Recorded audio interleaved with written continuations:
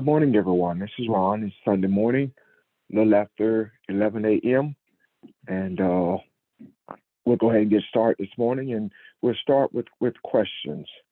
Uh, I tell you what. Let me we just briefly pretty much the discussion yesterday was surrounded by Habakkuk chapter 2, verse 17. We discussed what it meant that over the violence done to Lebanon will overwhelm you. We talked about that, and what we concluded was in researching this and looking at it, Lebanon represents a frame of mind. It is not a place, or it is certainly not the country that we are familiar with. It is was not a geographical location at all. It spoke more of referencing a place of comfort in your mind, your thoughts. And if you look at the over 70 references to Lebanon in the scripture, it talks about the cedar trees and the cypress trees and the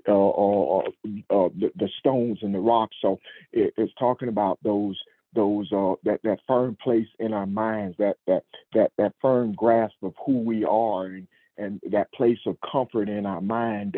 And it also had a negative side of it as well, though, where, because if you look it up, it talks about being white, being nothingness, being so. If you look at this from a religious perspective, it is taking that nothingness and trying to build something. So that is the deception, that is the drunkenness, that is the place that leads to violence.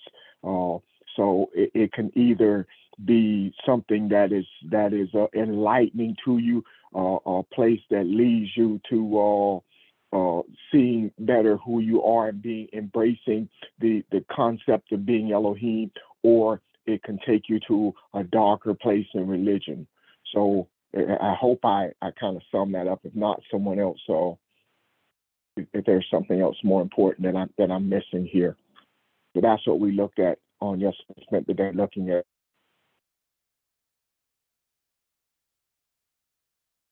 Get into some other questions. I just wanted to just listen. Talking about this reminds me of a question that something that Pastor said that we did not get into yesterday. He talked about being comfortable in Egypt, and part of his explanation of this is because we went down some of the all the way through the rest of the chapter, pretty much looking at those other verses.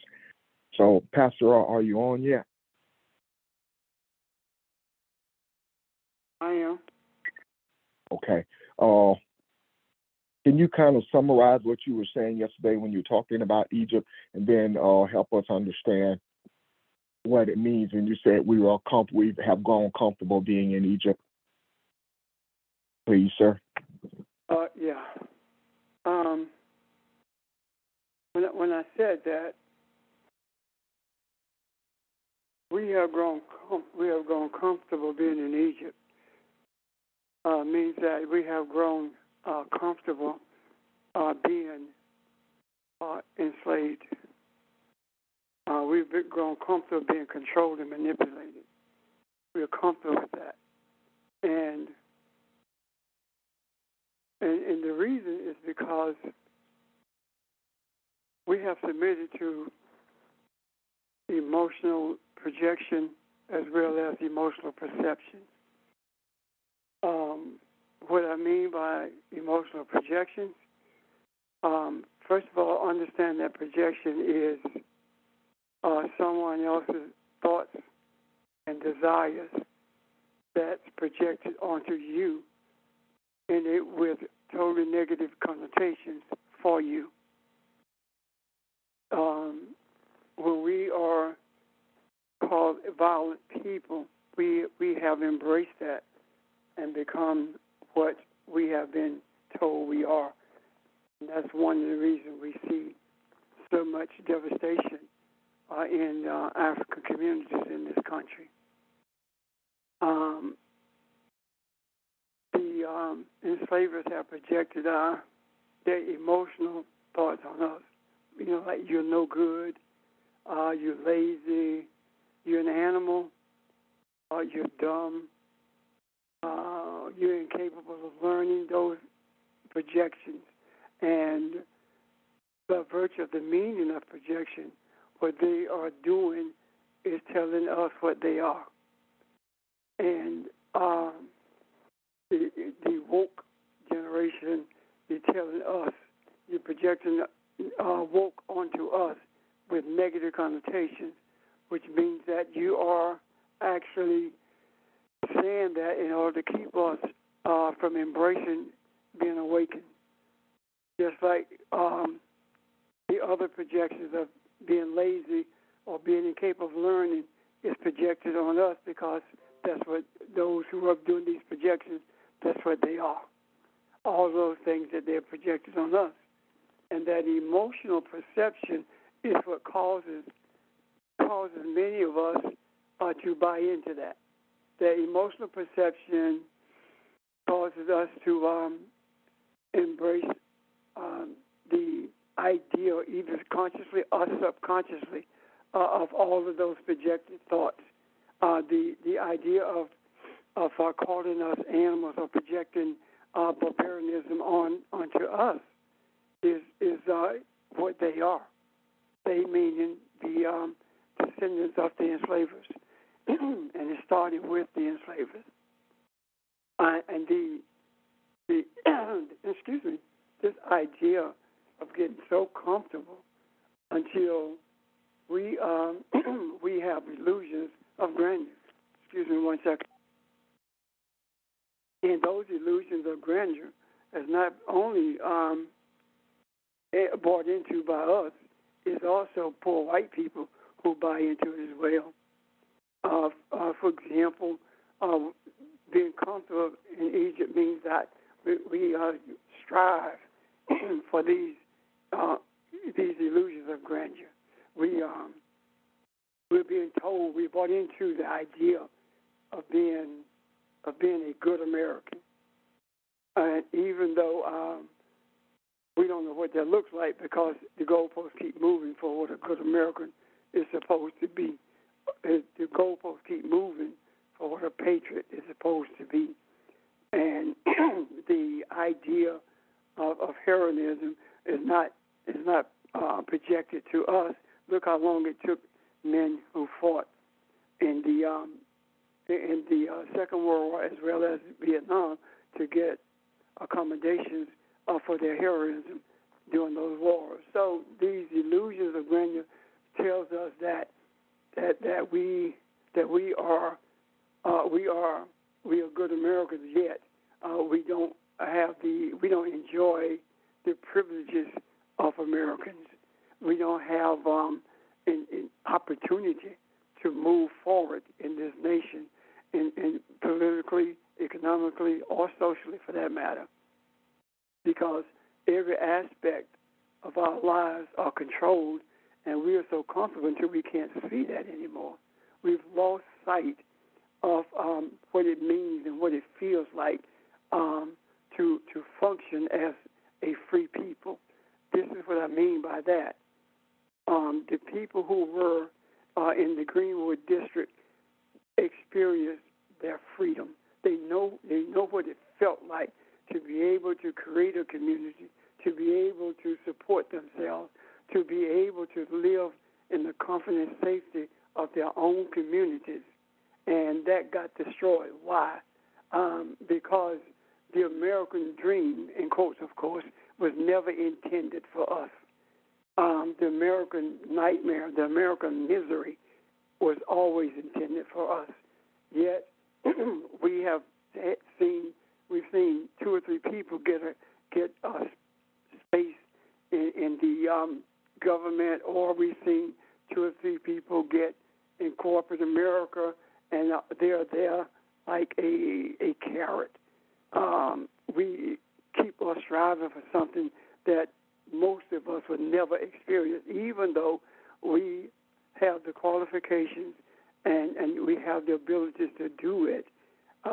We are demeaned by virtue of allowing just a handful to get to a certain position. And then even get in there, they're manipulated, but they don't even see it because they're comfortable with their lifestyle. They're more comfortable with their lifestyle than they are concerned about the plight of the rest of the people who look like them. So this whole thing is whole concept of good American is a concept of us striving to have something that's not available to us. Excuse me. Striving to have something that's not available to us. It speaks to the nothingness of our existence. And the nothingness of our existence is that projection that we have created nothing, we come from nothing, and we will never be anything because nothing from nothing leaves nothing. Blocking every avenue that we have to have a clear picture as to who we are. And we've got comfortable with that. So we don't push anymore like we once did.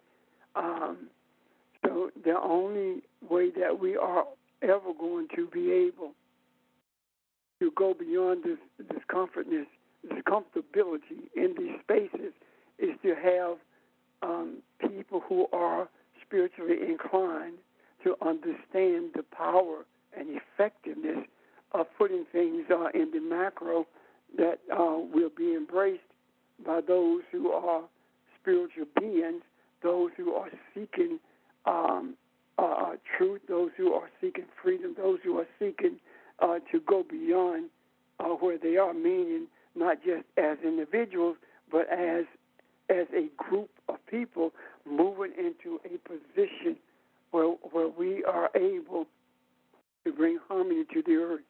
The idea of projecting onto us that if we were in charge, then we would take revenge on white people, and they know that's not true. That's never been who we are. We've never done that.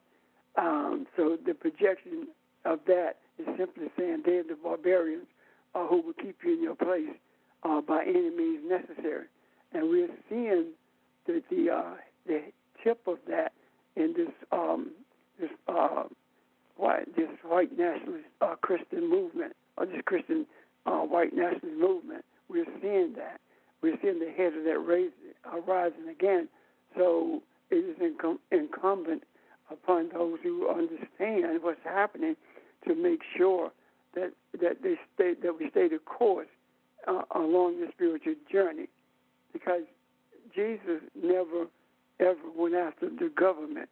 Jesus dealt with religion, the priests, and what they were doing, as opposed to trying to change things through the government. He showed us that the power to change anything is within our hands, which is under our authority.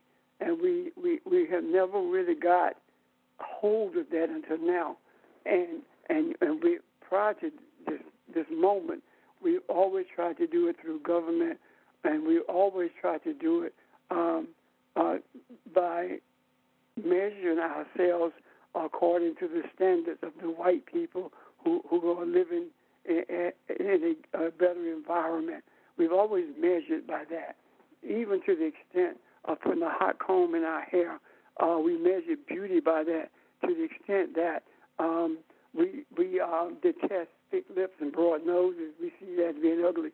So all of these things are what I'm looking at, thinking about when I think about how comfortable we have actually gotten in Egypt, and that is the reason we are now in such a struggle, because until we are forced to make brick without straw, we will remain comfortable. And now that things are getting tighter, and we're beginning to see the clear difference between the worlds that we live in and how things are actually going in terms of the lifestyles and in terms of the disrespect that we encounter all the time. When we look at Bragg, the Attorney General there in New York, and all of a sudden we begin to see that all of these racial slurs are thrown at him because of indictment of a racist. So that's where we are, and that's how I see this whole idea, this whole thing about being we've gotten too comfortable in Egypt. I hope that helps understand what I meant by saying that. Any questions, comments? Ron? Yeah, I have a comment. Like what you were saying, I was hearing in my spirit that they when they made the law, the Constitution, we wasn't there, and plus they didn't make it for us. They made it for themselves. We just got pulled in there. But when it comes down to the law and the Constitution, and we doing it by the right way, and they keep flipping the script. Well, so I'm sorry, Charles. I thought you were finished. Go ahead. I'm finished. Well, first of all, they didn't write a Constitution. They stole the Constitution. The Constitution was stolen from the Native Americans in upstate New York. And this idea of democracy was stolen from Africa by the Greeks, and it was modified to fit what they wanted in terms of race separation and racial segregation. And the governmental part of that doesn't matter. What matters is the spiritual part of that. And what I mean is that the seminaries that were created for the Caucasian preachers to learn how to use the scriptures to keep us in our place. And what happened is they began to train African preachers in this country to do the same thing to the people in this country. Black churches are designed to keep people in their place. What happened is, if you look at Jesus during the period that he was speaking of, what happened when Rome went into Jerusalem and went into Palestine, they took over the country, and the first thing they did was remove all the priests from office and handpick those who would be in office, and their express purpose was to keep the people in line, to keep them in their place. And that's the reason that there were no challenges to the authority when they did what they wanted to do in regard to the people, priesthood, or the temple for that matter. So, and they had no respect at all for the spiritual nature of those in Palestine. And that same thing is a picture of today. You can go to church as much as you want to. You're not going to learn anything about yourself. You're not going to learn anything about how to move beyond the place that we have been placed in, because the express purpose of the church is to handpick preachers and put them in a position of entertainment because we are those, we have been conditioned to be entertained rather than taught. And that projection of not being able to learn anything. For example, right now, any one of us who understand the scriptures can walk into an African church on Sunday morning and begin to talk about what we see in the scriptures, and we will be thrown out. However, a white preacher can walk in there and say the same thing, and he will be embraced, simply because we have bought into that emotional projection that we are not good enough. We are, and we have become adversaries to each other, as opposed to becoming an adversary to all the things that needs to be changed in this earth for the benefit of humanity being able to live in harmony. I hope all that makes sense. It do, Pastor. I understand now. Thank you. Anyone else? Yeah, I want to just add just one thing to what you said. When the men wrote the Constitution, they were not thinking about enslaved people. They were not thinking about women. They were thinking about their writing from the perspective of white aristocrats, people with some means, white men with some means. They were not thinking about poor black people, none of that. But what they failed to realize is, in saying we the people and thinking only of themselves, that there was a broader spiritual message behind what they wrote down, that the we the people is so much broader. And at some point in time, and we may continue to have these unrest and whatever, but at some point in time, those words, once we come in harmony with everything, those words will reverberate to encompass all of those who were enslaved, all of those who were women, all of those who were not indigenous people, all of those who were left out of their consciousness of thinking. That makes sense. This idea of African democracy speaks to all of that. And one day maybe we can talk about that. So the way that African democracy works prior to the invasion of the Europeans. I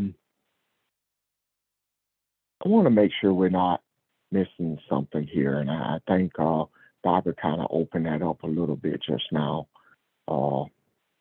We talk all the time about the Bible being an allegory. These stories are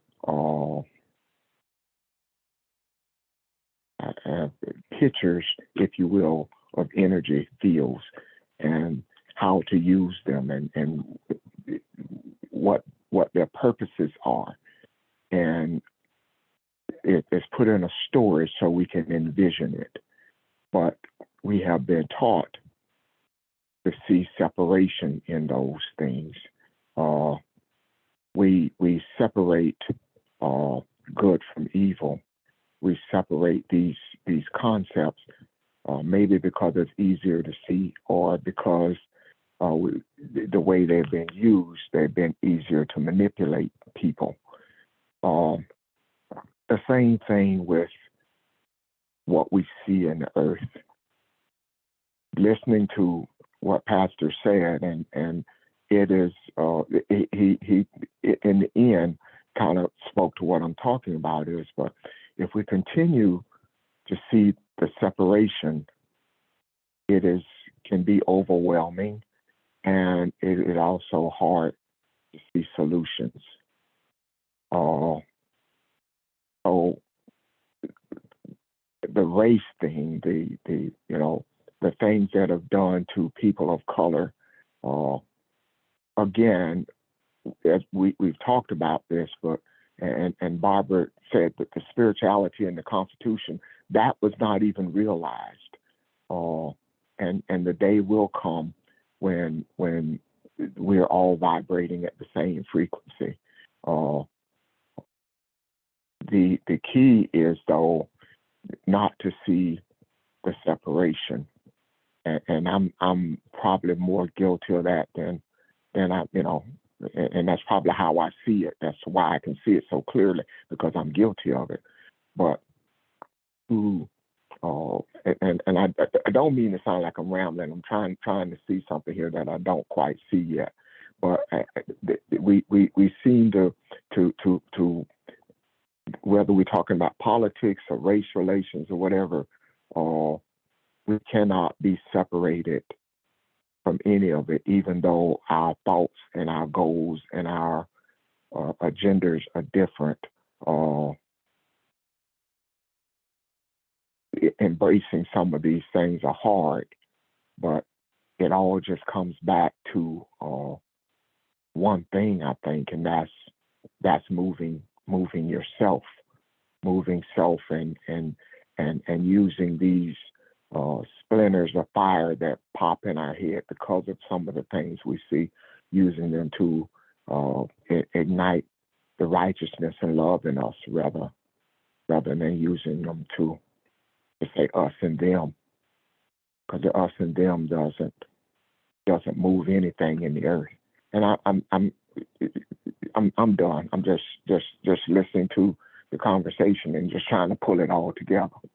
But thank you. I hope a little bit of that made sense. It does. This idea of us and them, that's the problem, and that's the issue that we are trying to resolve. So there is no more us and them. There are no. Beg your pardon? There are, so that there are no racist attitudes towards anybody of color, and it's impossible for people of color to be racist. That's a fact. So I do see that being the major problem, Ron, us and them. Yeah. And we get caught by. I jokingly, well, not jokingly, I said to Pastor, I feel a bit of responsibility for South Carolina losing that game the other night, because I got caught up. I saw a black woman that I was proud of, and what she's doing to these black kids, black young girls, and I embraced it wholly, and I made everyone else in my head against them.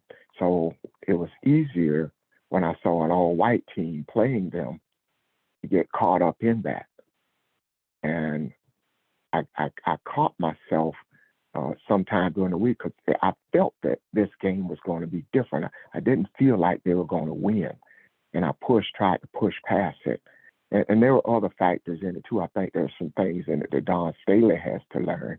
But at the same time, I thought, wow, you don't realize sometimes the energy and the things that you project. This isn't an us against them, and I fully embrace what she's doing in our community with our kids.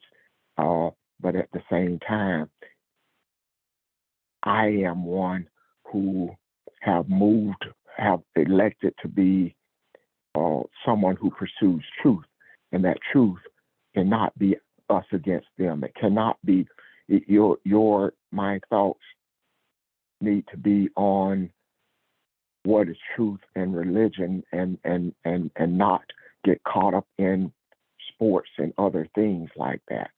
So I looked at that and I said, okay, just refocus. You got too carried away into that.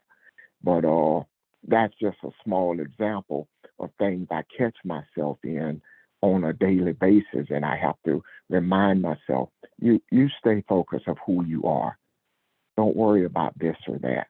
And because the world, everything has a purpose. And if we think about the people on this phone, what our purpose is, it helps define the purpose of everybody else. It is to help you to stay focused. It is to show you, be the compass for us to move in the direction that we're in, and not look to the left, not look to the right, but to stay centered. And that sometimes I deal with not always very well.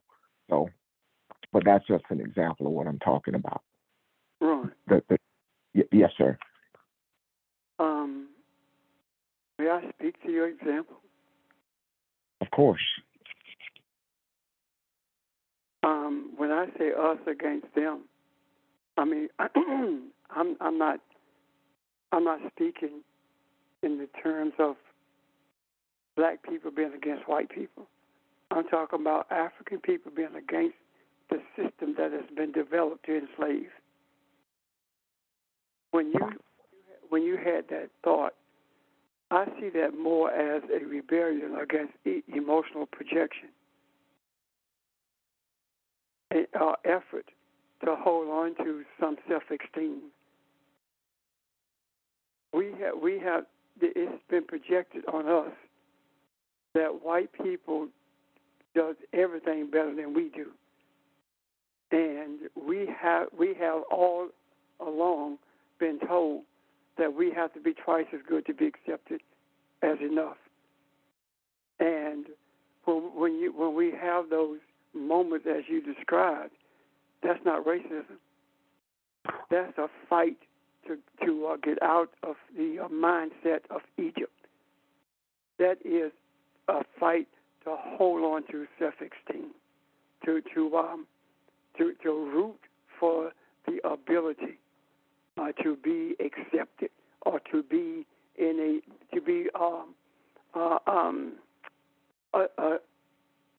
integrated into a society that has rejected us. That's how I see that. I wouldn't have seen it before now, of course, but that's how I see it, as that rebellion against emotional projection and the emotional perception that we have accepted from that projection. Does that make sense? It does, yes. It does. Racism is not. First of all, let's deal with this thing, racism. Racism is not about what you say. Racism is about the enforcement of the systems that have been put in place to be an adversary to the self-esteem, the culture, the upper mobility of people of color. That's racism. I cannot be a racist. By definition of Webster, I can't be a racist. I have never redlined anybody. I have never refused to hire anyone because of their color. I have never, ever lynched anyone because of the color. I have never lynched anyone. I have never railed against the promotion of anyone because of the color of their skin. So how can I be a racist when I have no power whatsoever to enforce a system of racism or to destroy a system of racism? How is it that I can be racist when the system is racist? I don't look at individual white people when it comes to racism. I see them as a projection of a racist system. Does that make sense? Yes. Are there any questions about that? Because I think that we need to have an understanding of the not only what racism is, but the depth of this racism and how it is entrenched from day one into this society, into this world, matter of fact. And I'm not asking Ron, I'm asking any of you, does that make sense? Because anything that I have spoken of today, I really want to have opportunity to speak to it so that we can talk about it together and come to a consensus. So any questions or comments about that? Pastor, it's Charles again. You remember when I don't know where in the scripture, but Jesus had told them, Father, forgive them. They do not know what they do. So we have to be in the same way that he was when the Caucasian be trying to do the things to us. You understand what I'm saying?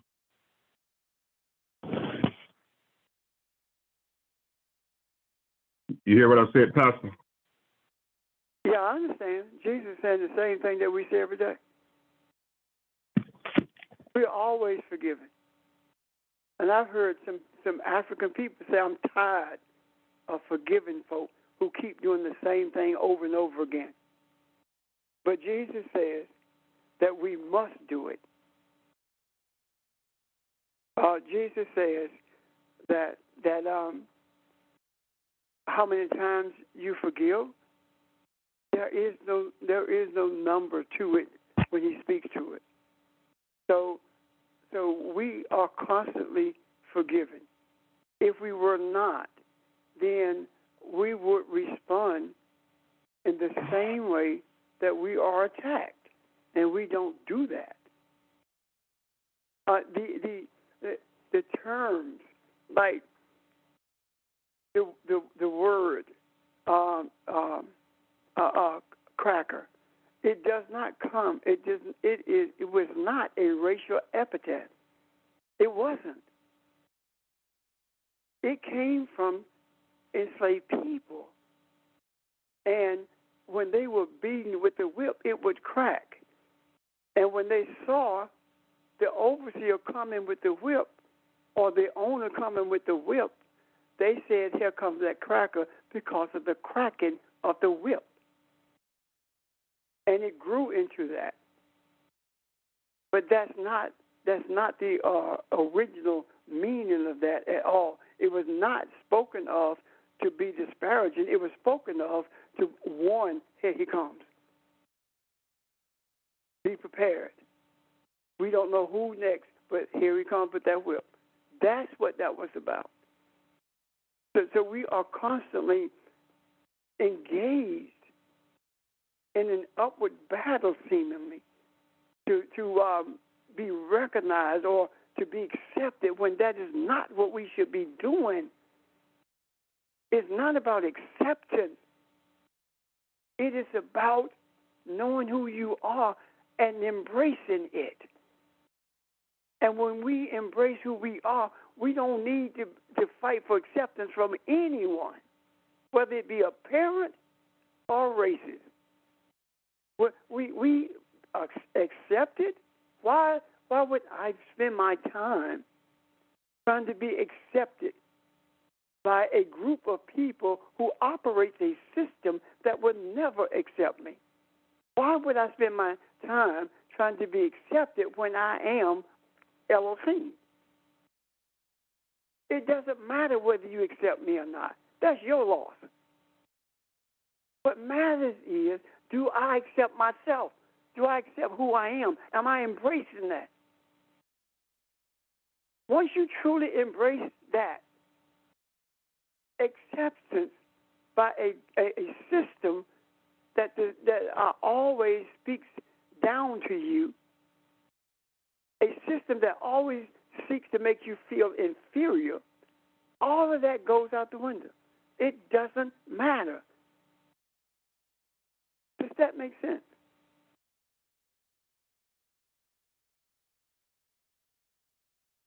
We are in a stage of this journey where acceptance is not the issue.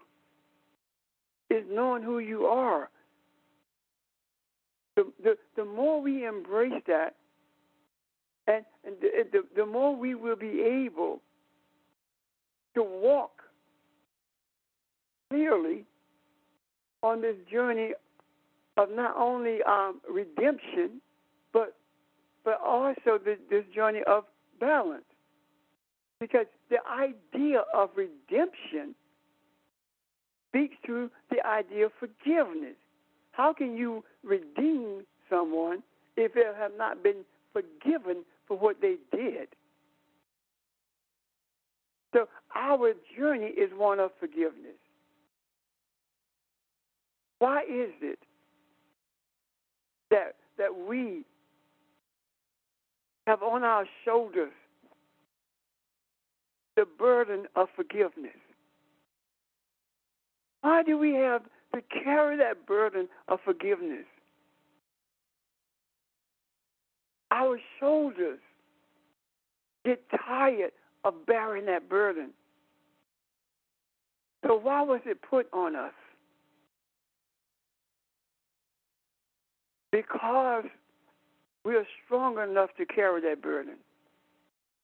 The Creator would not have done that if we were not strong enough to bear that burden. The Creator gave us this burden for the purpose of redeeming barbaric attitudes. We have to bring, if we are loving kindness, then we have to create people in our image of loving kindness. We have to bring them to that place of seeing the necessity of forgiving. Because at some point, they have to forgive themselves. And if we are the most forgiving people on this earth, then that means that forgiving themselves is embracing our image, our likeness. And that has nothing to do with the browning of America. It has nothing to do with skin tone. It has everything to do with a desire to listen to your soul and live by the principles of the Creator. Live by the principles of this universe.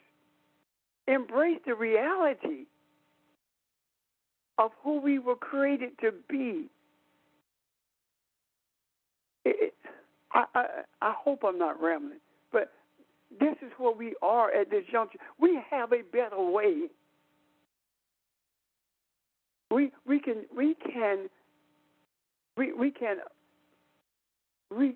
create a system, or bring into existence a system of balance. And a system of balance is a system of true democracy. A system of balance says that the king does not rule over the people. The king leads the people. Democracy does not rule, it leads. And there is a major difference in leading and ruling over. And the system that we strive to embrace is one where leadership is there, not domination, not rulership. Leadership. And when leadership is there, then these things about redlining, these things about blocking people from certain jobs, these things about people not being good enough, all of that ends. Because everyone is being led by the true nature of who they are. And that's not just on the shoulders of the leader. It is demanded by the people who are being led. That's true democracy. That's the system that I hope that all of us are striving for. That's a system of justice. That's a system of righteousness. That's a system that goes beyond equality. That's a system that recognizes everyone for who they are, not for who they think they are, not because of how they act, but who they were created to be. And when that system embraces people based upon who they were created to be, that in itself is balance. Any questions or comments? I'm done.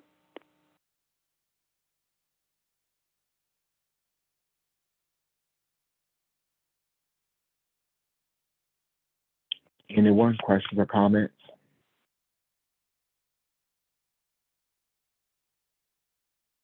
Hey, this is Nick. Yeah. I just wanted to say we've spoken previously about the fact that we are in a transition as a people in America in particular, in a transition to become an actual nation, as opposed to essentially a collection of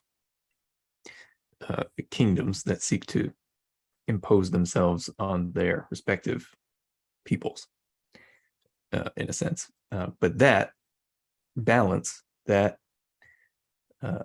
founding justice and equality in the way that we were speaking about it, on that knowing the true nature of the way in which we are all connected and the true nature of the identity that we share is the foundation of, I believe, that nation that we are transitioning to and attempting to move that transition along to. That has to be the foundation of any quote unquote governmental system or system of justice, because that is the ultimate sort of common factor amongst all peoples who live in a nation. Ultimately, it is the nature of the being or the identity that we all share, and that must be recognized for any sense of true justice and harmony within that nation to be something that we all experience. Thank you.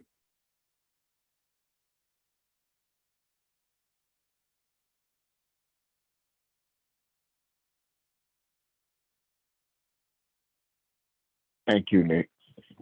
Thank you. You just touched on something, and we back up a little bit and get into democracy and where we are with that. And Pastor has mentioned that this is not a true democracy. So describe the difference then, a true democracy versus where we are, and sort of show us how we fit into all that, if you don't mind. A true democracy. The only way I can explain a true democracy is to describe the way that the African governed before the invasion.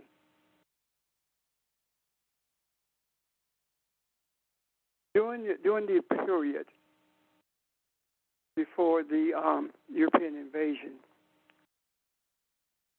the African kings were not rulers of the people. The way the government was structured, or the governing body was structured, the king had advisors, and those advisors were chosen by the different clans within the confines of that body of people, that tribe, and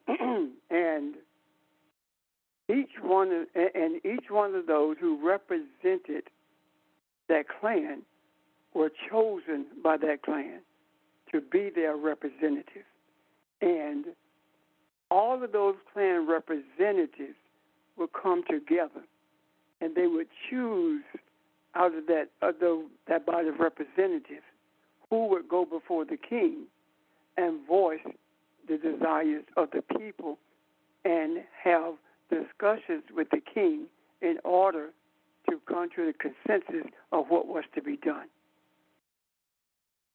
And if the people from different clans desired different things, then that would be brought to the body of those who had been chosen, and they would carry that to the king. And when they would discuss that, and it wasn't a vote, it was a consensus drawn from the discussion.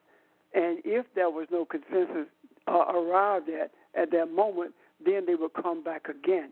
And then after that consensus, the representatives would go back to the people that they represented and present to them the agreement that they had come to. And once that was done, then the journey was made back to the king and it was implemented because they had come to a consensus on it. That's what democracy looks like. And you say, well, we got 300 million people in this country, so how will we do that? That's easy. We have 46 counties in the state of South Carolina, and each one of those counties choose someone who represents them. And those county representatives come together, and they choose representatives, whether it be 2, 3, or 4, that goes before the king to carry the desires of the people. And that's replicated in every single state. And that journey is made to the leadership. And the leadership does not make laws or does not demand that things be put in place that's going to benefit him. The leader simply sits there to direct, to guide, to be the moderator for the discussion of what the people desire. And once that's hashed out, then it is implemented based upon the desires of the people, things that's going to represent the whole and not a handful of people. Does that make sense? Or can you see that? I should ask maybe. Yes. Yes. So that's what democracy. Thank you. That's what democracy looks like. That's what the African democracy looked like. But the Greeks went into Africa, and rather than replicate that, they tweaked it. And they tweaked it by saying that only philosophers, those who were highly educated, would be the ones who would be the representatives in government. And because people who were artists, like people who were writers, people who were actors, people who were musicians, they were too emotional to be in that position. So philosophers were there, and the common people were not permitted to have any say. And the philosophers were the ones who made the decisions based upon what they felt was right for the people. And as a result of that, you ended up with a Greek aristocracy, which was described as a democracy. And then it morphed into a type of government where people would actually vote. And when they voted, they only voted for philosophers because they were the only ones permitted to hold office. No different than only white males with money are permitted to hold office in this country. If they don't have any money, they are backed by money so that money can control them. And so this thing called democracy in this country is different than the Greek democracy in that we don't see a group of people chosen to be elected. But keep in mind, we do not choose who we vote for. We vote for the people who are put in front of us. So all of us end up voting for the lesser of the two evils. So if we were, and that is the whole purpose of maintaining a two-party system, so that it can be controlled by those at the top, as opposed to dealing with what is pure democracy. And when they talk about spreading democracy around the world, what they're talking about is colonizing the world. Thank you. I hope that's clear. Ron? Yes, sir. Thank you. Anyone? Anyone else?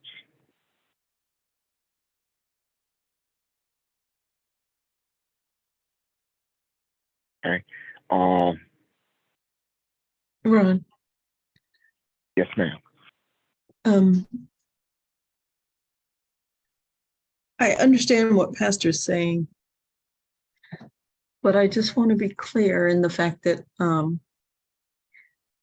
like, especially in the southern United States, well, probably in the whole United States, there has never been a belief in democracy as such, because especially in the South, it's always been about white people being in power So even though they were in the majority, even though they were in the minority hundreds of years ago, it was always about them being in power. So there was no thought of democracy as such. It was just, what do they need to do to keep power and then and stay in power at all times. So, and I guess the reason I'm saying that is because, I mean, even though we have a clear idea of what Pastor is saying democracy is, a lot of people don't have a clear idea of what democracy is. And it's based in, their idea is based in power and privilege rather than what a true democracy is. So I don't think we can lose sight of that fact when we talk about, American democracy, because there's never been a true democracy here, and the way we're going, it looks like we'll never have one. I mean, there's always hope, but it's going to take a lot of mindset change. Anyway, that's all I wanted to say. Thanks. Can I say this? Go ahead. I'm sorry. I wanted you to speak to what I was saying. The answer to her is because what she's saying is true, and if you look at everything we have discussed, especially in the last couple of years, where it's talking about the way women are treated or people of color are treated, everything is being uncovered, and what she just said, what she just revealed, is another thing in that line. So just as the God that we introduced to, and the God that not only America serves and the rest of the world serves, they say come out in scriptures, is not true. It's a false God. And so that too, they're not being a democracy, kind of falls into line with that. So I just want to put that out there because it is just something else that needed to be revealed or opened up as for us to be discussed. So thank you for letting me say that. I didn't mean to interrupt you. That's okay. That's what we are doing. When we're talking about bringing about balance for the purpose of humanity being able to live together in love and kindness, we are talking about a pure democracy. A pure democracy is not separated from the spirituality of the people. Leader cannot separate its leading from spirituality. Why? Because when the African talked about guidance from the ancestors, he was saying guidance from the universe that leads us to understand what is needed in our village, what is needed in our clan. The journey that we are traveling is for the purpose of bringing balance, and we cannot have balance without changing a system, but without bringing true democracy into action in this nation, in this world. You are absolutely right. There has never been a thought of democracy in the southern states, or the northern for that matter, because the southern states have always controlled, the slave states have always controlled the country, to the extent that when enslaved people when it was announced that enslaved people were free, Abraham Lincoln gave $1 million to reimburse slave owners for the loss of their property. Yeah. So Abraham Lincoln didn't even believe in democracy. Which means that if you paid them to reimburse them for their property, that means that you saw us as property also. So you're right. There has never been. The word democracy has been thrown around to control people, because when Barbara was talking earlier about who could vote, the way the Constitution was structured, if you did not own property and you were a white man, you still couldn't vote. And poor people were not able to vote until it became advantageous to white folk for them to vote. So what I'm saying is that we will not see balance come into place until the system, the systemic isms are dealt with, and this whole illusion of a separation between church and government be seen for what it is. Church is what keeps the racist system in power. Church has always kept the racist system in power.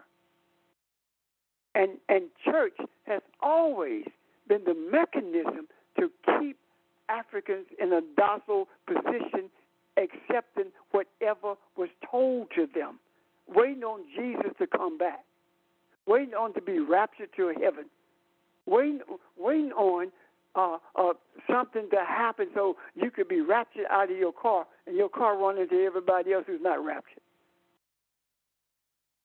All of this, that Africans in this country in church today are looking forward to Easter because they want to see Jesus when they get to heaven. As long as that mentality stays intact, this pseudo-democracy will be intact. That is why Jesus didn't deal with the government of Rome. He dealt with the spirituality. He dealt with the spiritual government of the universe. And that's what we are dealing with. We are representatives in this body, this earthly body. But we are representatives of the universe. And being as such, we are able to show others that they too, in these human bodies, are representatives of the universe. And when you embrace that, that's when hearts and minds begin to change because of what we put in the macro. That's what changes things. But as long as we try to do it through governmental procedures, it will never happen because there are always loopholes. And I do believe that the reason the Creator allowed the Supreme Court to be the way it is and for the Congress to be the way it is to expose that every facet of the system is designed to keep the system in place. And the place where it is designed to keep them is dominance over people of color. And the church has that same principle, dominance over people of color.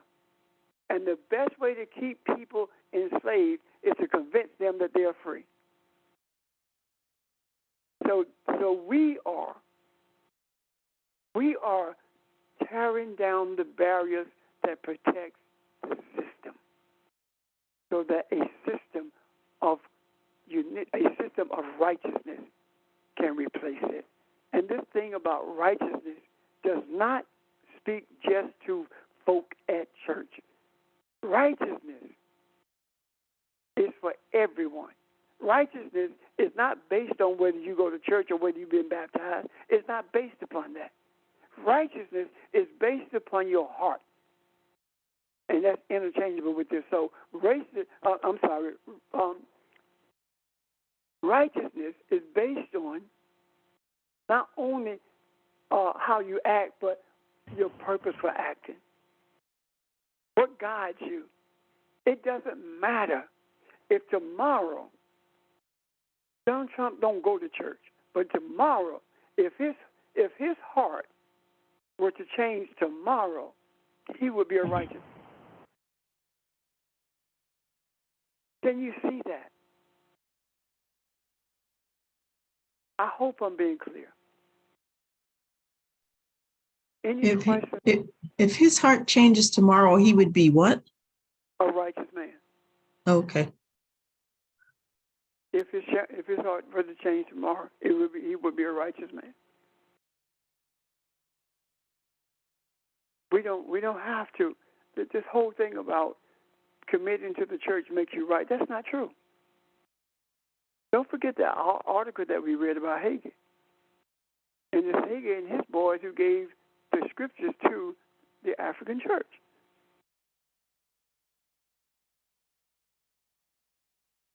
Does that make sense, Miss Audrey?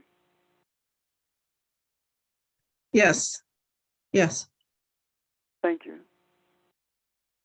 What spoke to me profoundly was the statement that you made in light of the discussion of the consensus building that was the initial form of democracy. The statement that you made, we are the representatives of the universe. That spoke very loudly to me. So I appreciate that. Thank you. Thank you.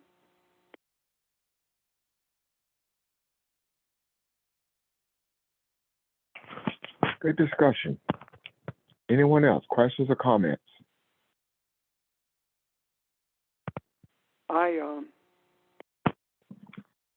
At some point, maybe to Monday, I would like to speak to what it looks like to be a representative of the universe.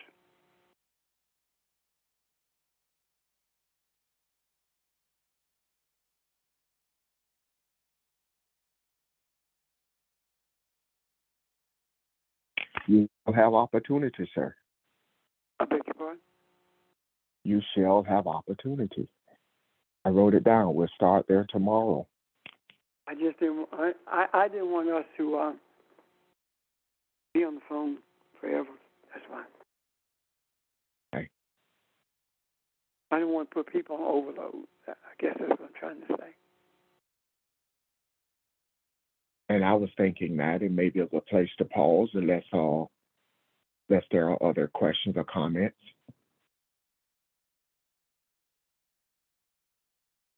I got one question. Yes, sir. Trying to, put it in words. Is your heart deal with the things of God more than your soul and your gut feeling? How do all three of those, react? I guess I'm saying it right. Yeah, I got you, Joe. Their soul, heart are interchangeable. They mean the same thing, the seat of your thoughts, the seat of your desires. What do you feel in your soul? Have you shut your soul out and only function according to your mind? If you only function according to your mind, you are responding to what you see with your eyes. If you are seeking to follow the principles of the universe, then your soul speaks to you, and you are seeing with your eye, and you are able to also read the signs of the time. You're also able to ask, are there any questions?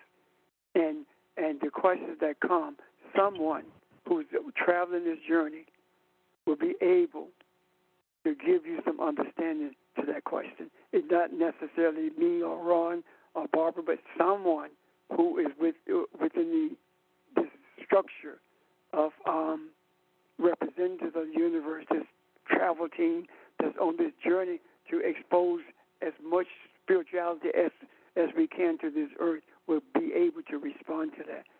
That's coming out of your soul or your heart. Does that make sense? As a man thinketh in his heart, so is he. Does that make sense, Charles? It makes sense. Now, how did the gut feeling?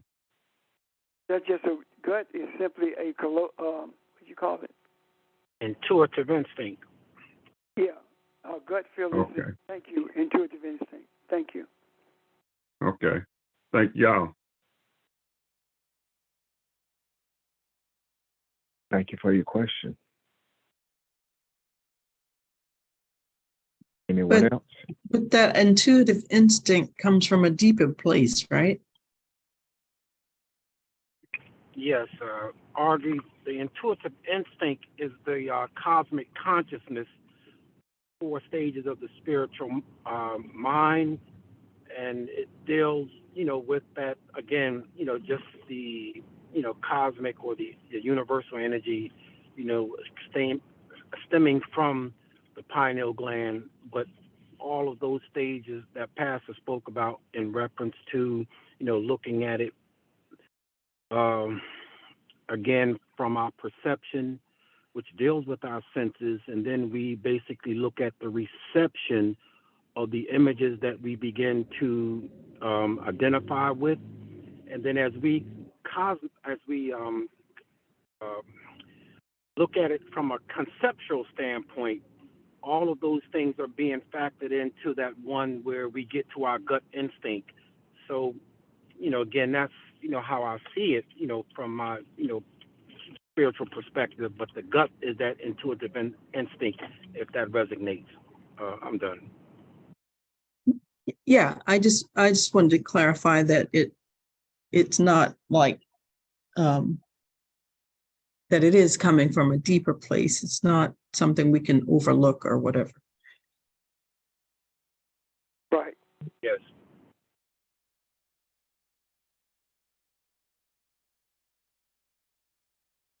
Okay.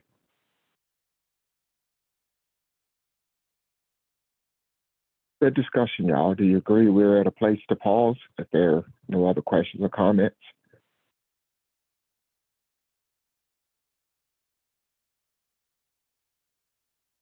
Okay. Well, take that as a yes then. We will resume our discussion tomorrow evening. I want to remind the teachers that we have a Zoom meeting this afternoon at 3 p.m. And I will see you then and everyone else. So we will convene tomorrow at 6. Yes, ma'am. I thought that Zoom meeting was changed to 4 p.m. for just today. That's what I was. So we normally met at 3 and not 2, right? When was the normal meeting? So so it's at 4. Just today. Just Yeah, today it's at 4. Normal is 3. Okay. I got a little confused with that. Thank you for the clarity. I was confused. So we're all on the same page, huh? I was confused too. Okay, well, good. We brought it up, so we're all on the same page. 4 o'clock. But 4 o'clock. It is a pretty day here, at least in Spartanburg. So enjoy your day. I hope it's pretty where you are, and let's have a good day and look forward to seeing you tomorrow. Thanks again, y'all. Thank you, everyone. Thank Bye. you. Thank you. Thank you. Bye. Thank you. Bye. Thank you. Take care, family.